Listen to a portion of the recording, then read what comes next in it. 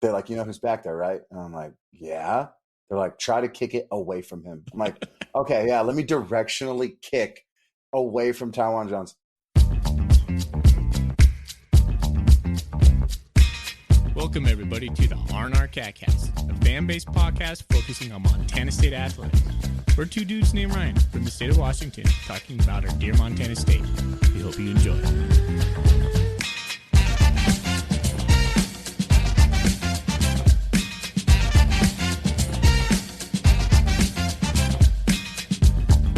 Welcome back, Bobcat fans. Man, Thorny, we have been on a roll lately. We've been just blessed with just great interviews, and we got another one coming tonight. We sure do. It's been such a fun process for us. I don't think either of us imagined when we started this podcast in 2018, partway through the season, that we'd be interviewing such Bobcat legends as Travis Lulay, Jody Owens, and now Zach Minter. What a fun ride it's been, and I'm so appreciative of these guys coming on to our podcast and taking the time to talk to us. It was a really fun one with Zach Minter. What did you think of this interview we're about to play? You know, some of the questions we ask, we know where the interview is going, but part of the things I love about these interviews is some of the things that we forget. And there's going to be some things in there that will spark your memory, and some plays that you're like, oh yeah, that happened. And it's just some funny conversation with Zach and us.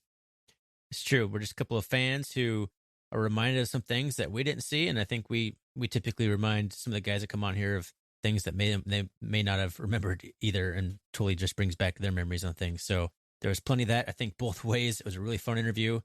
So let's get right to it. Here's our interview with Bobcat legend, Zach Minter.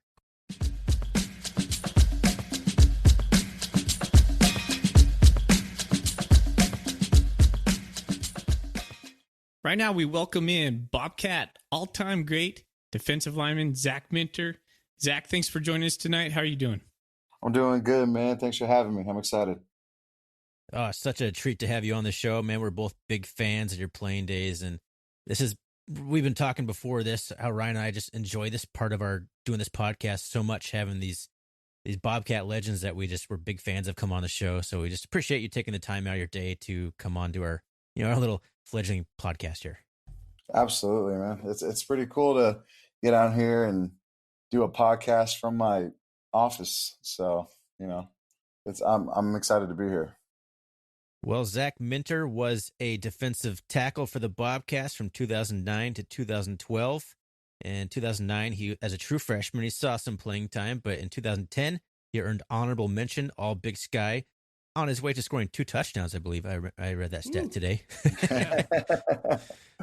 2011, unanimous first-team All Big Sky, third-team All-American, and in 2012 senior season, it was first-team All Big Sky, and perhaps the most important accolade you'll ever receive, you were named the R&R Catcast Defensive Lineman of the Decade on our All-Decade team. So congratulations to that. I appreciate that. Anytime you can make an All-Decade team, man, Mm-hmm. I appreciate that, guys. Yeah, that was just the best interior defensive lineman. So good for you There on we that go. one. I had to beat some guys out for that, You sure did. Yeah, that's a tough one. Right on, Zach. Well, thanks for joining us. One thing we always start with former players is we always talk about the recruiting story. What got you to Montana State, and how did that transpire for you?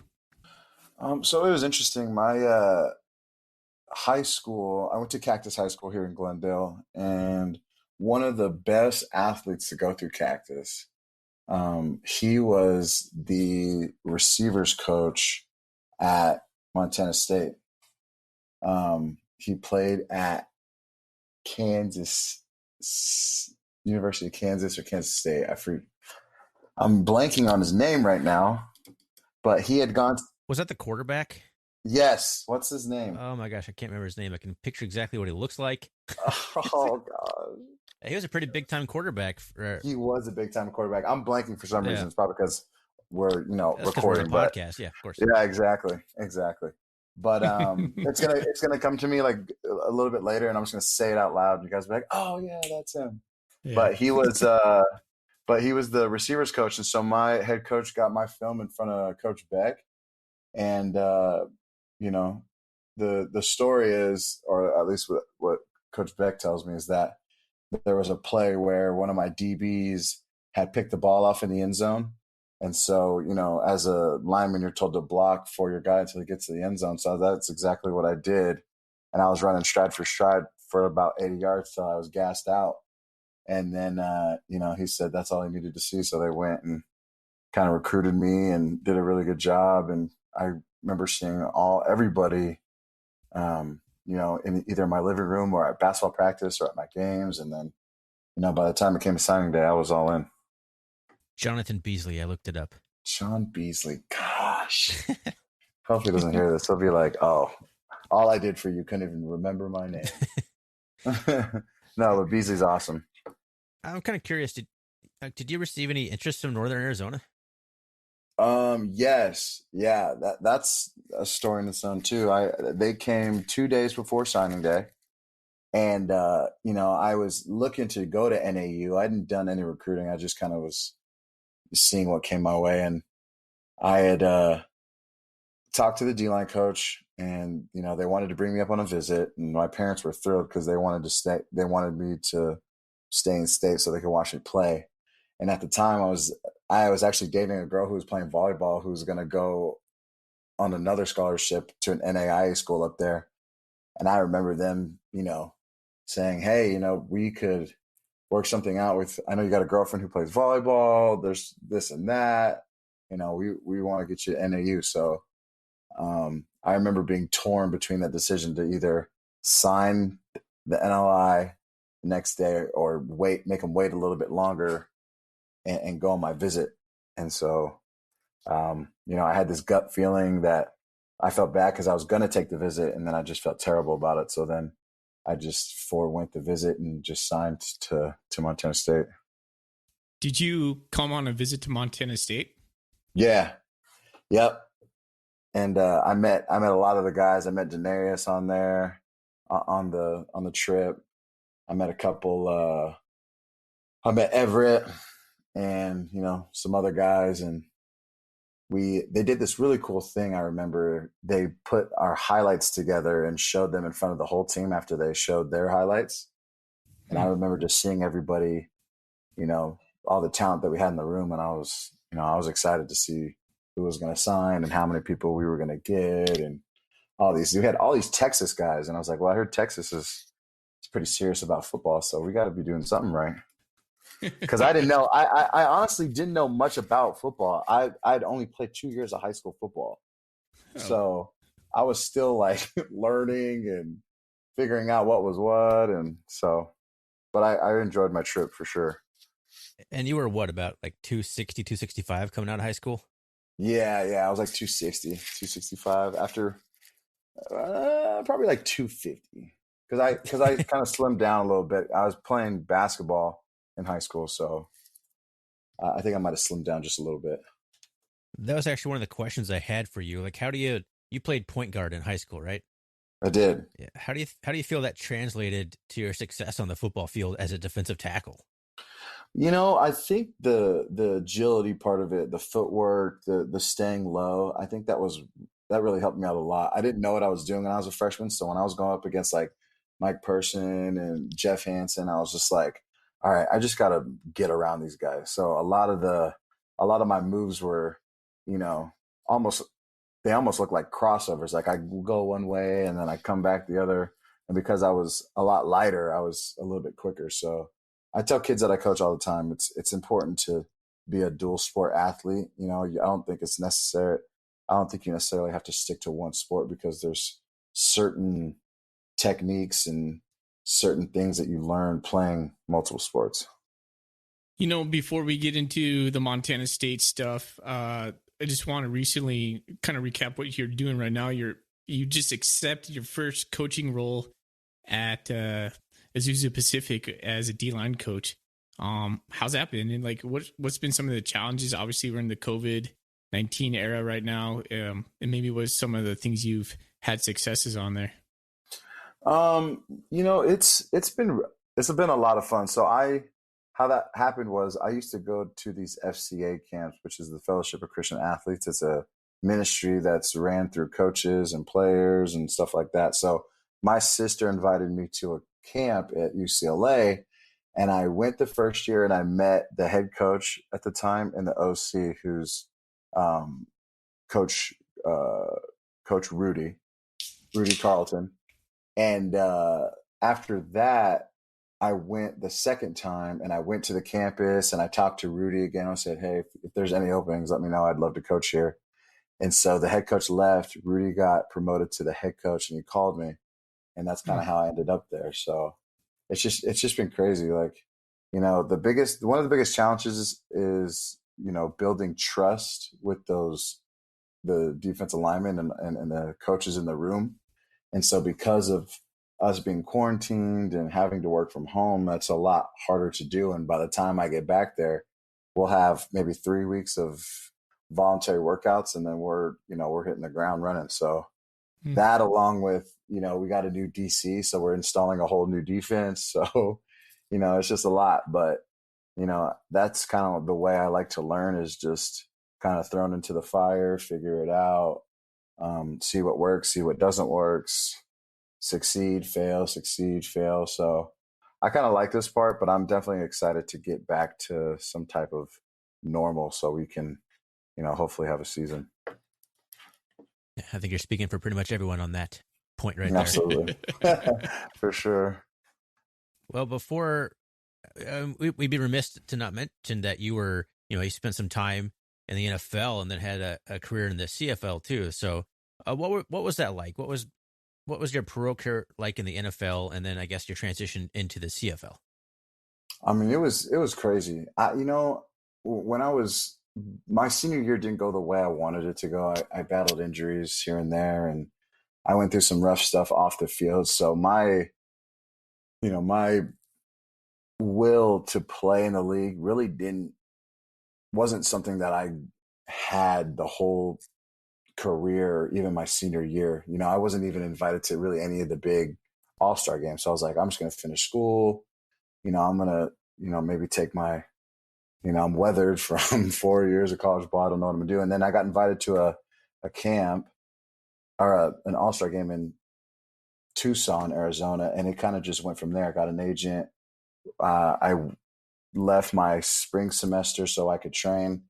And so when I went to come draft day, I signed to Chicago. It was crazy. I really couldn't believe it. Not only was I signing a rookie undrafted free agent, but I'm signing in the place where a lot or most of my family lives in. So my mom's from Chicago. All my families are Bears fans. And here I am going to try to make the team in Chicago. So it was just nuts. And we were stacked. We had people like Julius Peppers. We had Henry Melton, Stephen Pea, like Lance Briggs, Peanut Tillman, Matt Forte, Brandon Marshall, Kyle Long, Garza. Like there were so many people on that team. The team meetings were just crazy. I was like, that's that guy, that's that guy, that's that guy. But they put on their helmet and strap up their pads just like I did. So it was crazy. And then so I made the team, and our defensive line wasn't doing very well. So it's way easier to cut an undrafted free agent for a Pro Bowler. So they brought Ratliff in from the Cowboys, and then I ended up signing a futures deal to Cincinnati. Was there, got cut during preseason, then went to Dallas, and that went well.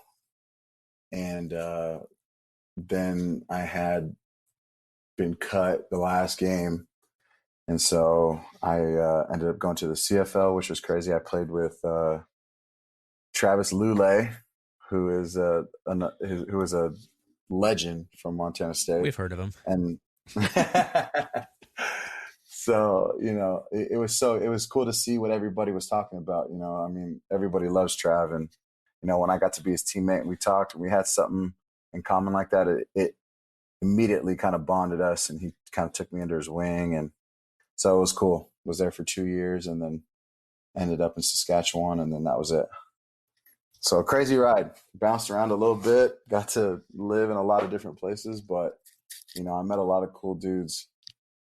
While I got to live in I got to see a lot of things, and it was a pretty sweet deal. And the money was all right. Yeah, I imagine.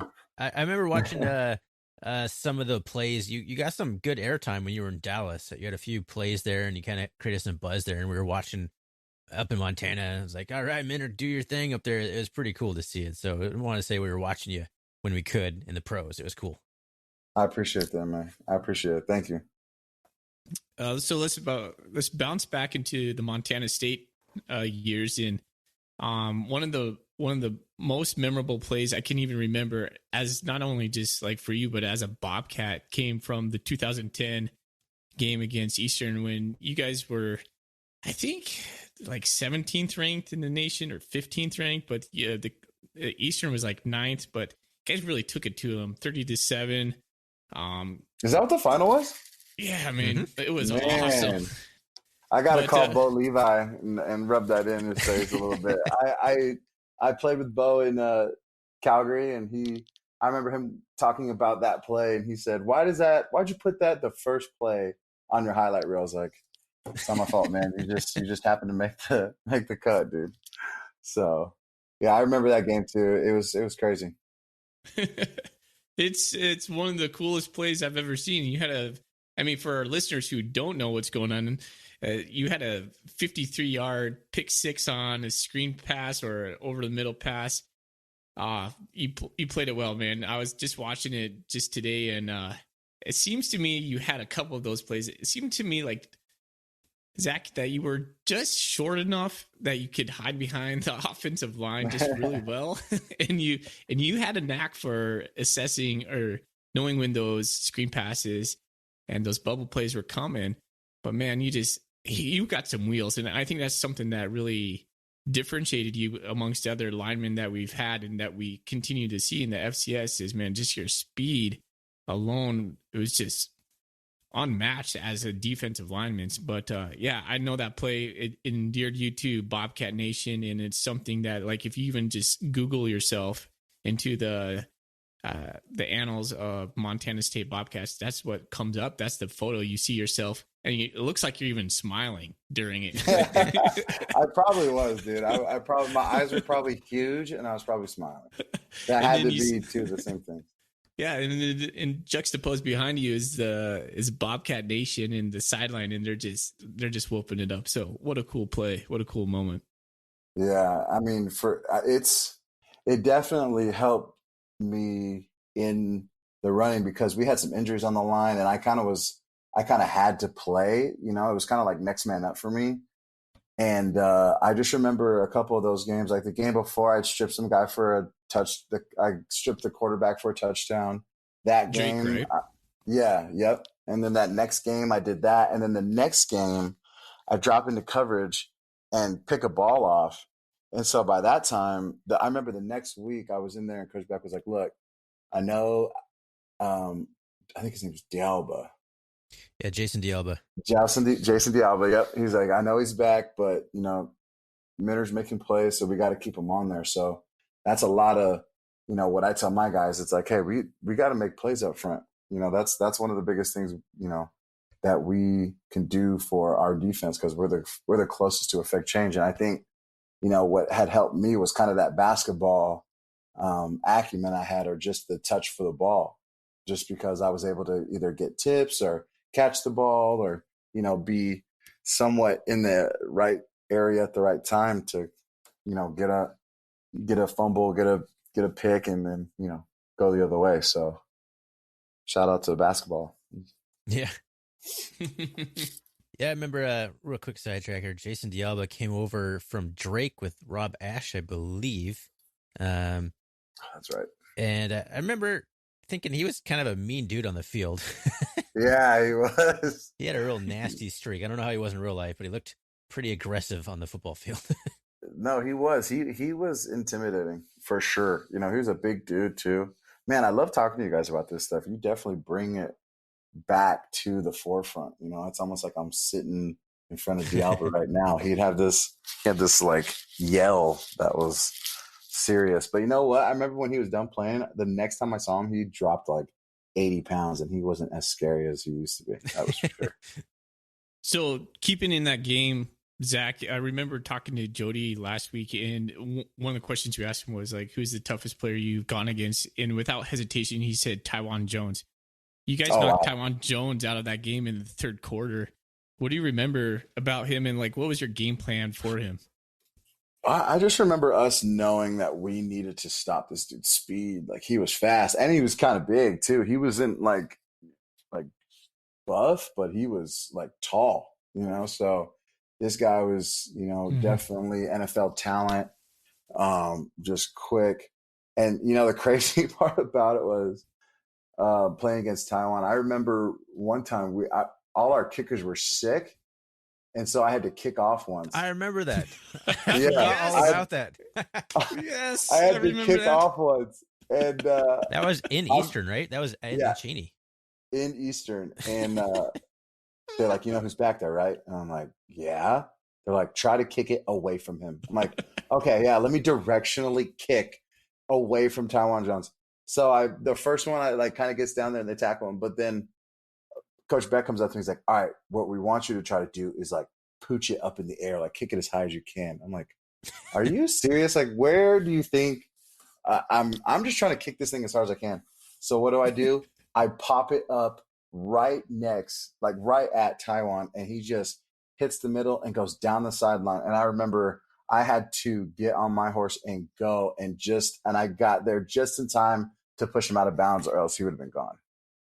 So that dude had some serious speed. But our game plan was to make sure that he didn't get outside the box, put hats on him, and just make it a longer game for him than he was anticipating. How was Bo Beck on the sideline after your that kick? He knew. I mean, Bo was so, you know, he was such a good coach when, you know, when things weren't going well, he was still there locked in with us. He wasn't gonna, you know, cuss anyone out or anything like that. But he was just like, I know, I don't even know what I was doing asking you to do that. And I was like, yeah, man, you almost costed us a touchdown. So, um, but yeah, it was fun. But I did not kick after that. That was for sure. Oh, that's good. That's good stuff, man. Hmm. Like, just quickly, like, what was the conversation? Like, how did you go? Oh, I guess I could kick, coach, or did like Ash come up to you and say, like, "Hey, Zach, we're gonna need you to kick this game"?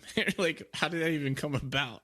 Kind of. So like, you know, there was the swine flu going around. So a lot of guys had it. So we had Cunningham and Perez, and both of them were sick, and like they were getting sick like right before we were about to leave, and they were like, dude, we might not have anybody to kick field goals or kickoffs. And so they held a kickoff competition at practice on like a Thursday.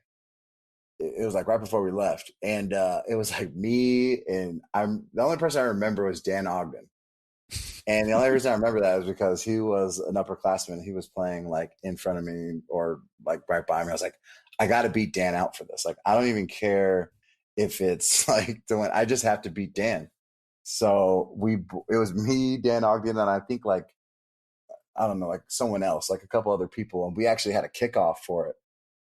And so I ended up kicking further than him. And so they were like, just be ready, just be ready, just be ready. And the day of the game, he's like, hey, are you okay to kick off? And I was like, sure, I guess. Like, what am I going to say? No, I don't want to kick, but I will. So I went out there with the specialists pregame and was kicking. There's a picture of me somewhere. There's a picture of me somewhere, like lining up, like practicing kickoffs, and it's just like it looks like what it would look like if a D tackle was just kicking a football, like not maybe not Vince Wilfork, but maybe Vince Wilfork's little cousin. Like I had no business out there kicking that football. Well, it adds a nice extra tackler to the kickoff, at least, right? Yeah, exactly. Yeah. Dude, we lost that game on a bogus call too. Oh, Do you that was remember the that? Everett's cat. That was Everett's catch, right? They said he was Yep. out. Yep. I Yeah, I remember remember that. that. Oh my Oof. gosh, guys, you're really taking me down memory lane here. Well, that's part of the fun for us too, because we get to relive this and chat with the guy who was there on the field. Yeah, yeah, absolutely, man. I love So it. we asked you or kind of asked who, or I guess is yours the same answer? Who was the toughest guy that you had to defend? Is it Taiwan Jones or is it somebody else? Oh, just like of all time? Well, let me say you're on the defensive line. Let me ask a Mm-hmm. different question. Who was the hardest guy you went up against? Oh, Anyone stick out in your mind? dude, you know what? I didn't play against him, like against the team, but when I used to go against Mike Person, that dude is a monster. Okay. He, I used to scout my freshman year and I didn't know much, but he used to throw us around like no big deal. He was just, and he practiced so hard. He lifted like a machine. He was the epitome of, Montana State football. Him and Dane, they were like the workhorses. And I remember just going up against him on one-on-ones, and he was tough, just all around. So a softball question for you, Zach. What's your best memory at MSU? Oh wow, there's so many good ones, man. There's so many good ones. The football is awesome. I could definitely talk about all the plays or the locker room stuff or the traveling. But I think one of the coolest things I did was you know, befriended this family out of Great Falls. And just to watch, that family, kind of take me in. And, I remember the first Minter jersey I saw it was one that they had ordered. And I just thought that was like the coolest thing. It was like, wow, there's the first 96 jersey. And that just turned into, them coming down every single home game to then me hanging out with them when we'd go do the banquet. Those banquets were cool too. Triangle Winning Classic. the Triangle Classic. Yep. Yeah. And just seeing how kind some people are to just not even know someone and then treat them like, one of their own. That was pretty cool. That was one of my favorite memories for sure. And then it was like a homecoming game, and they took a shot of us, and it's like me and him chilling. I think I'm holding him. One of my friends is in the background. She was a cheerleader at the time, and it just like it was pretty cool. It was pretty cool. Just the people of Bozeman, the small town feel, like that kind of like that's environment. That was probably my favorite part. It was just how much they let. It could have been way different if I went to a school in an FCS school in California or some other place where it's not as tight knit a group. So that's probably my favorite part about the playing days was just playing in a town like Bozeman and the people of Bozeman. So in doing research for the episode tonight, I came across that photo and it like triggered in my mind like, oh my gosh, there was like a mini Minter or something. What was it called? And I think it was like Little Zach, right? Like that's what Yeah, and his his name name was happened to Zach be too. Zach. Yeah. So I had the article linked in here. I was going to ask you about that specifically because it came back to me. I remember that being like a big deal, and the kid was just so excited and came to all the games and stuff. So I'm glad you brought it up because that's a really cool thing as a Bobcat fan, seeing the connection from someone not from Montana in particular, just making that cool connection with like a little kid. And now that I'm like a dad, it even means like more to me looking back on that. It's like, that's just so cool. Like, I hope my son gets to experience that kind of bond or, just that what sports can bring that really nothing else can really bring like it. So that was a really cool thing. And I'm glad that you brought it up. Yeah. Yeah, absolutely, man. And like it was crazy even how it happened. I was, we were doing the cat prowl and the Bobcat prowl, and I was walking and I was like, just saying what up to everybody. And then I had missed him, and Coach Beck had tapped my shoulder and said, "Come back, see this kid. Like you've missed this guy." And so I came back there and spent some time with him and asked him how he was doing, and then went off. Well, then the mom, Andrea, who's his mom, she wrote to Coach Ash and was just talking about how much it meant and figured out his name was Zach, figured out my name was Zach, and that was his buddy on the football field. So then when I read that, I was like, wow, like that really meant a lot. Like, what else can I do for him? And then it just kind of snowballed from there. So You know, shout out to the deans, you know, Andrea and Bob and Ruby. You know, they took initiative to say thank you for that, and then that's kind of how it kind of went from there. So Yeah, yeah, but those act. that's such a cool story. So I'm glad you brought that up. Yeah, man, he's 15 now. He's got his permit. It's just nuts, dude. It just time flies by. It's going to be a Bobcat. Absolutely. Yeah, yes, he's got to be. He's got to be. Well, I know something that meant a lot to Bobcat fans. You were able to get 2 victories over the Grizz, both times in Missoula, right? Mm-hmm. Absolutely. The question we typically ask, especially people from out of state, like just what was your expectations going into Cat Grizz rivalry, and then what was it actually like? Well, the expectation, I really didn't know what rivalries were because, yeah, I played for Cactus and we had a rivalry between that. But, um, you know, looking at just listening to the stories and like hearing some of the deep, I wouldn't say hatred, but it's more of like an angst that they have against even just the color maroon itself was Dark was pink. something.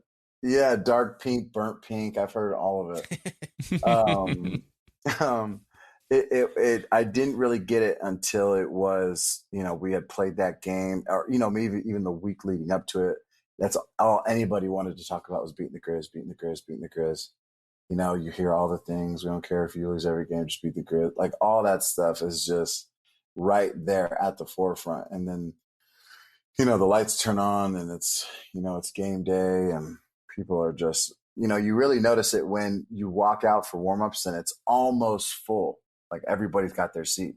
And then when the game starts, it's full all the way to halftime. And then you come out at halftime and normally people have gone and, you know, took they went outside the walls or they've done something and, you know, not at the Cat Grizz. By the time the second half starts, everybody's in their seats ready to roll. So there's just good there's a lot of good energy when it comes to Cat Grizz, and it's nothing like where it gets out of hand too, which I like. You know, it's not like people are doing crazy stuff or getting out of hand. It's just we really want to beat the Grizz, so just make sure that happens this weekend, okay? And I'm like, oh, okay, yeah, I can do that for you. And, you Got know, it. and one of the biggest bummers is I wish I could have won one at home. You know, both of them in Missoula, which is great, silence in the crowd, but I just wanted to, you know, hoist that trophy up in front of some Bobcat, all the Bobcat fans. But Yeah, there's a weird stretch there where the away team won like 5 or 6 straight of the brawl. It was really really, pretty. Yeah, it's pretty weird. It was like 2009 to 2000 and I don't know 14 or 15 somewhere in there. yeah, there's a nice little streak going on for the Bobcats right now, right? Oh They're yeah, 4-0 against them. 4-0. Yep, last 4 years, Jeff Choate has not lost a game to the Grizz. There it is. There it is. So, Zach, we're going to take a little dive into some post playing time. We did a little bit of research. We found that you came back to Montana State and did an internship with the athletic program. We found this out because we recently talked with Bethany Cordell. Oh gosh, love Bethany. She's yeah, awesome. yeah, she was. She was such a fun person to interview. But she had something interesting to say about you, and we're gonna play a clip for you. A little story. Just listen. A little story. Yeah, a little Oh, story. Just goodness, here we go. so just listen to it, and let's see what you have to say after that. This is from our episode with Bethany Cordell. So here you go. Zach was definitely one of those kids that like you'd have to scale back a little bit. And one of the ideas he brought me, he was like, okay, so imagine this, like we get a diaper and we like melt a chocolate bar in it and the students are all just licking the chocolate out of the diaper in the brick wall. And I was like, Zach, I love where your head's at. I think that would be very distracting, but I'm going to go ahead and just have to say that's not what we're going to do this weekend. Oh my gosh. I still think that would be a great distraction. I still stand by that idea 1000%. I agree. That would be very distracting. Could you imagine shooting a free throw? Oh my gosh, there's a guy in the stands. It looks like that's a diaper from, oh my gosh, is that, see, it's just your mind escapes right away. Oh, that's so funny. I remember when I was talking to her about that. She was so fun to work with. She even if someone brought something like that to her, that's exactly how she responds. She's like, "Okay, I love it. Let's put a pin in that. Maybe circle back to it." So That's their way that's of so saying no. That's never going yeah, to happen. yeah. No thanks. No thanks. So, were you getting a graduate degree from Montana State at the time? Yeah. So like when I first left, I left with like 22 credits on the table. So I went to Pennsylvania and trained for the NFL, and so I had done, I think I'd played like 2 or 3 years, and I was like, all right, I got to go back because I promised my mom if I left early, I'd go back and get my degree. Plus, I was so close. And, I knew I wanted to coach one day, so I couldn't tell guys that they needed to get their degree if I didn't go back and get my own. So I went back and I got a bulk of it done. I went and back and did a semester, and I knocked out like, I think like it was like 18 credits or something like that. And while still training and doing all that good stuff. And then I had 4 credits or like 5 credits left. And I was like, man, what do I want to do? And I was like, well, I'd love to, maybe get into the marketing side and, go to Montana. My girlfriend's from there. So I wanted to kind of be in that, be close to her. And so I ended up just doing the last 5 credits by just working for the university and on the other end of it, whether, doing like the spring ball stuff or marketing or ideas, I feel like I get creative sometimes. So like I wanted to see how that played out. And then I wanted to, work with some of the guys. So while I was there, I watched film with Derek Marks for a little bit and kind of talked to him about what was to come and his journey in his last season at MSU. And so it was, it was good to go back. I love Bozeman. I hope one day I can spend, half the time up there. So, um, but yeah, I ended up getting my bachelor's in human development and family science there. So, which is kind of what I do now, you know, in the football realm, but also, I coach a lot of kids independently before I was a college coach, and they all go through things a little bit differently, and all of them have different stories. But actively listening to these kids and trying to give them some type of insight from somewhere that they hope to be has been really helpful for me, and that's just a testament to me going to school there, and JT and um, our counselors there kind of pointing us in the right direction. It was a blessing. I'm glad I got it. I'm definitely glad I went back. Yeah, that's such an important thing to get that degree. And then, like you said, I think it really gives you kind of credibility when you tell the kids, like, hey, get your degree. And, I did it. Mm-hmm. And, it's important. Yeah, and I had to go back for it Yeah, yeah. twice. Twice. So, but yeah, I love working with Bethany. She's great. That reminds me, I have to call her. All right, we'll warn her that we play the clip. Yeah, absolutely. Yeah, warn her. Let her know. Zach, question here. Do you follow the Bobcats much anymore, or do you have any opportunity to do that? Yeah, I do. Absolutely. I remember. Oh my gosh, that play where Derek came off the edge and closed that game out against. Austin P. Yes, dude, that was one of. I remember recording that like a fan. I was like, "Oh my gosh, here we go! Rewind, record." Just watching them close it out. Man, Coach Choate's been doing a great job. He's gotten better every year, and definitely he's doing the right thing there. That's for sure. I don't follow him as close as I want to. I wish I could watch every game, but the games that we get, it's different now too, because like a lot of the guys that like I'll probably know close to maybe 1 to 2, if not any guys on the team. When I left, there was guys that like I watched Singleton and I watched, Derek and Chad and JP Flint, like guys that were kind of like were freshmen and I was a senior. It was cool to watch them kind of go through their ranks. But now that I'm a little bit further out, I know less and less guys on the team. Let me ask you about this. This is a hot topic. What do you think about Troy redshirting? Funny you say that. We Is this are. loaded, or is this a loaded question, or are we? It's pretty much like an entire episode we're gonna probably do. Oh man, there's probably a lot that people want to say about it. I know that. I know that he is like one of the, you know, He's a premier dude. players on the team. Yeah, and I guess he was a stud in high school too, huh? Yep, just a little Dylan Montana kid, just plays a true freshman, just to leave it to Beaver type. Oh shucks, kid, and here he is, like all American pro prospects. So yeah, he's gonna redshirt. So we're gonna we got a lot to say about that. I don't know what I'm gonna say, but there's a lot to say. Right. We might actually use that as our kind of our intro segment into this interview. We're not entirely sure. We kind of just wing it as we go. But yeah, definitely going to be a recorded segment about that. And Yeah, make sure you guys send that to me. I want to hear what you guys got to say about it for sure. Will do. Yeah, I mean, you can't be a Bobcat fan right now and not talk about Troy Anderson one way or the other.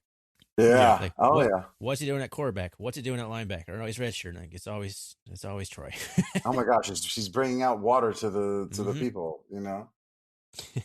Zach, you'll always have one thing up on Troy Anderson. You've kicked in a Bobcat game.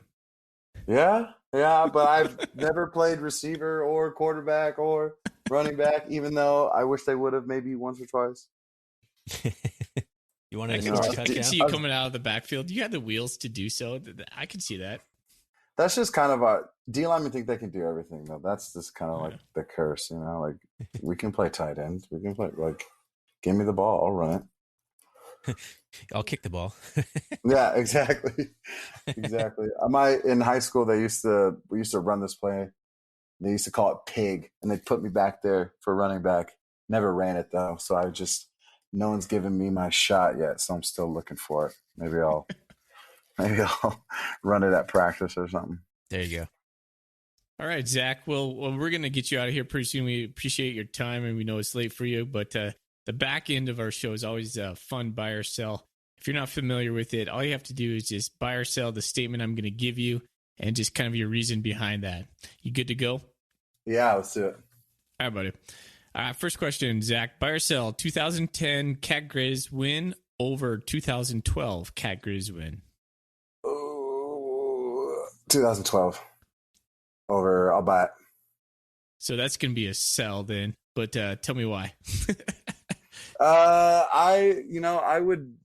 Okay, so I'd sell that one. I'm going 2012, just the senior season. You know, it's this. It's your last Cat Grizz game. You want to take it home. That's the one I'm looking for. You know, it didn't get as much play in my mind. I remember it being like a 16-7 or something like that.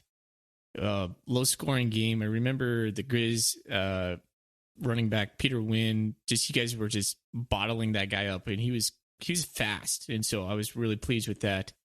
But yeah, it's just kind of one of those games that wasn't really flashy, so it kind of surprises me that you picked that over the infamous 2010 game that was so Daenerys's first game as a quarterback or first Cat Grizz game, and that was just such a more memorable game in my mind. Yeah, for sure. The temperature of that game, that alone, I'll take 2012 over that temperature any day. But I remember that one too. That was crazy. I remember looking at Dan Ogden. His red beard was covered in ice and sweat and all this stuff, and I was like, "Did you have icicles on your face?" It was that cold. It was that cold. Yeah. A quick tangent about that. Who started like the choo-choo train, the celebration you guys were doing? Oh man, I remember that. I think it was Dan. I think it was Ogden from the outsider's perspective, but I know that you guys all got into it. Yeah, we did, and I think honestly, I want to say Dan co-signed on it too. So whatever Dane was doing, I was doing. I was like, oh yeah, we're doing that. All right, deal. All right. Wait, so I'm selling. Yeah. Okay. So I'm I'm buying or selling the first statement. You gave me two. All right. So I'll recap that one. I'm going to help you out here, bud. So it was 2010 Cat Grizz win over 2012 Cat Grisman, and so you first, I think you bought that, but then you said 2012 was your favorite. So Oh, okay. So I'll sell the you, first one. I'll take the other one. yeah, Got it. the next ones aren't as complicated. I was gonna say, I was like, okay, so there's two. I need to buy, close it in, sell it on Monday. Stocks, bonds. Okay, what are we doing? No, I'm just kidding. All right, shoot. All right. Second question: buy or sell collegiate football over professional football? Ooh. So if I want college football, I'm buying it. Yep. Buying it. I'm gonna buy that. I think just for me personally, I loved college football. I mean, pro football is great, and it's a dream for sure. But the memories I have and the people that I've met and I know and that the friendships that I have still to this day came from college football. So I'll buy that one. Nice. Third question: buy or sell Dallas Cowboys are America's team? I'll have to, even though they're not my team, I'll have to buy that one just on everybody's assumption. You say America's team. I don't know if anybody else, you go anywhere else but Dallas. Okay, fair enough. All right, number 4, buy or sell Arizona Summers?